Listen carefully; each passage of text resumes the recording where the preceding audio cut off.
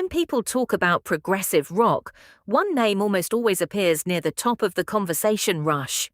But while the Canadian trio are celebrated as legends of progressive rock, their influence stretches far beyond that genre. For many musicians, producers, and metal fans, Rush are also one of the most important pioneers of progressive metal.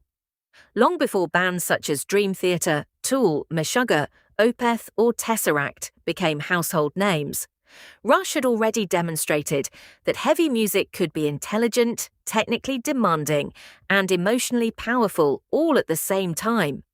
They proved that rock music didn't have to follow traditional formulas. Instead, it could tell epic stories, explore philosophical ideas, and challenge listeners with complex arrangements without sacrificing melody.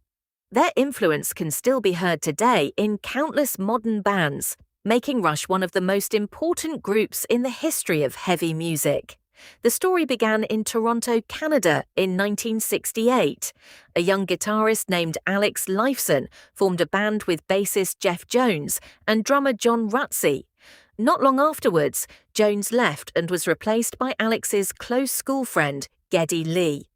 At the time, they were simply another ambitious local rock band, heavily inspired by Led Zeppelin, Cream, and other British hard rock giants. They spent years playing wherever they could: small clubs, bars, community halls, and even school dances. Like thousands of young musicians, they dreamed of securing a record deal, but success proved difficult to find. Eventually, the lineup settled with GeddyLee on bass and vocals, AlexLifeson on guitar, and John Rutsey behind the drums. The band released their first single, Not Fade Away, hoping it would attract attention from record companies. Unfortunately, almost nobody noticed. Without the support of a major label, Rush faced the possibility that their dream might end before it had truly begun. Instead of giving up, they took matters into their own hands. Working alongside manager Ray Daniels, they created their own independent label and continued recording and promoting their music themselves. It was a bold decision that reflected the determination which would define Rush throughout their career. Their fortunes finally changed thanks to an unexpected breakthrough in the United States. A radio station in Cleveland, Ohio, WMMS, began playing a track called Working Man. The song quickly became popular with listeners, despite the fact that Rush were virtually unknown at the time. That growing popularity eventually caught the attention of Mercury Records, who offered the band their first major recording contract. However, just as their career was beginning to take off, they faced another enormous setback. Drummer John Rutsey was forced to leave because complications from diabetes made touring impossible. Losing a founding member at such a crucial moment could easily have destroyed the band. Instead, it became the turning point that changed everything. In 1974, Rush recruited Neil Peart. It is impossible to overstate how significant that decision would become. Peart wasn't simply one of the greatest drummers the world has ever seen. He also became Rush's primary lyricist, introducing an entirely new level of depth to the band's music. Rather than writing conventional rock lyrics about romance or rebellion, Peart drew inspiration from science fiction, fantasy literature, philosophy, history, and social issues. His lyrics challenged listeners to think, while his drumming challenged musicians everywhere. With Neil Peart in the band, Rush immediately began exploring more ambitious musical territory. Their first album together, Fly By Night, hinted at the direction they were heading. Then came Caress of Steel, an album filled with lengthy compositions and increasingly sophisticated arrangements. Critics were divided, and many fans struggled to understand what Rush were trying to achieve. Commercially, the album performed poorly. The supporting tour became infamous within the band's history, earning the nickname Down the Tubes Tour because ticket sales were disappointing and audiences remained relatively small. Most bands would have responded by simplifying their music. Rush did exactly the opposite. Facing pressure from their record label to create shorter and more commercial songs, the trio chose to take the biggest gamble of their career. They recorded 2,112. At the heart of the album was a 20-minute science fiction epic that occupied an entire side of the vinyl record. From a commercial perspective, it looked like career suicide, but the gamble paid off spectacularly. Instead of ending Rush's career, 2,112 became their breakthrough album, transforming them into international stars and proving that audiences were willing to embrace ambitious music if it was performed with conviction. It also established Rush as one of the most original bands in rock history.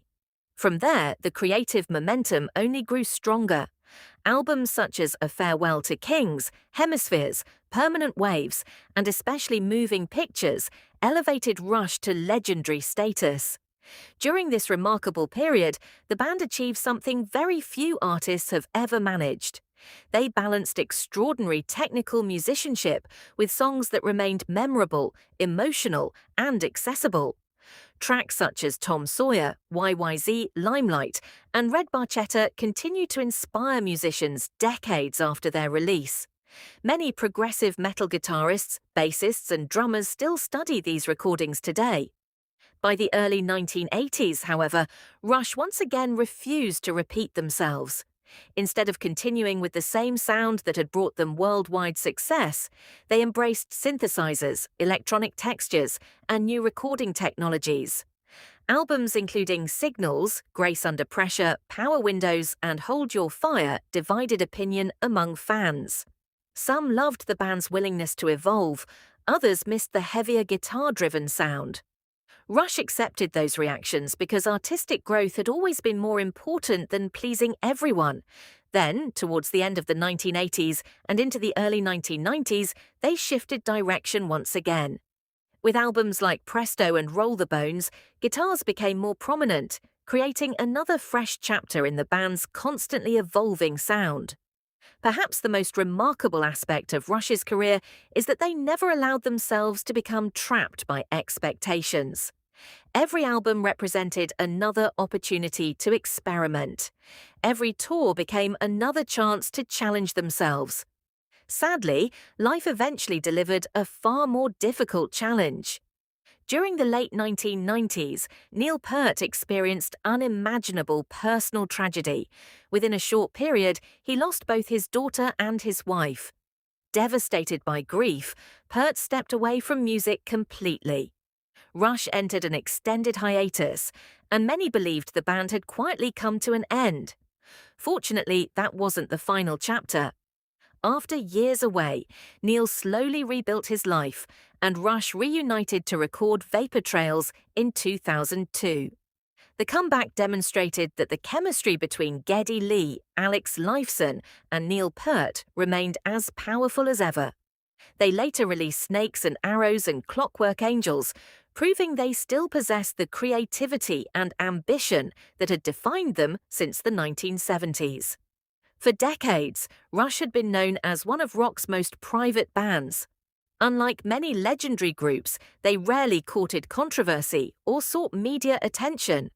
However, in 2010, fans finally gained a deeper understanding of who they really were through the acclaimed documentary Beyond the Lighted Stage.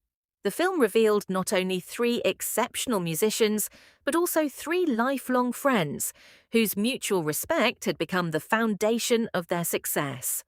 According to GeddyLee, their greatest strength wasn't simply talent, it was friendship. They respected each other's opinions, allowed one another personal space, and never lost their sense of humor. Even after decades together, they could still laugh with each other. That simple quality helped keep the band together for more than 40 years. Today, Rush's legacy extends far beyond album sales and sold-out concerts. Their influence can be heard throughout the world of progressive metal. Dream Theater, Tool, Symphony X, Haken, Between the Buried and Me, Tesseract, and countless other bands have all drawn inspiration from Rush's fearless creativity. They showed the world that heavy music could be sophisticated without losing its emotional impact. They proved that technical brilliance and memorable songwriting could exist side by side. Most importantly, Rush demonstrated that true artistic success comes not from following trends, but from having the courage to create something entirely your own. That is why, decades after they first formed in a small Canadian city, Rush remain far more than a legendary progressive rock band. They are one of the true architects of progressive metal, and their influence will continue to inspire musicians for generations to come. Now, a new chapter in Rush's remarkable story has begun. After more than a decade away from the stage, the legendary Canadian trio returned with their first full concert in 11 years, launching the highly anticipated 50-something tour. The tour also marked the arrival of German drummer Anika Nilles, ushering in a fresh era for the band's musical legacy. Stepping into such an iconic role was never going to be easy, but Anika has never set out to replace the irreplaceable Neil Peart. Instead, she honours his extraordinary legacy while bringing her own distinctive musical voice to the band. Her performance strikes a careful balance between faithfulness to Rush's classic sound and the confidence to express her own artistry. Throughout the opening night of the 50-something tour, Anika delivered a performance that quickly silenced any lingering doubts. From the very first song to the final encore, she demonstrated not only exceptional technical ability, but also a profound understanding of the music that Neil Peart helped create. It was a performance that celebrated the past while confidently embracing the future. That sentiment was echoed by GeddyLee during his interview with Rick Beato. Geddy explained that Anika possesses far more than the technical skill required to perform Neil Peart's famously intricate drum parts. More importantly, she genuinely understands, respects, and appreciates the greatness of Peart's musicianship. And that, according to Geddy, is precisely what makes her the right person to carry Rush's legacy into this exciting new era.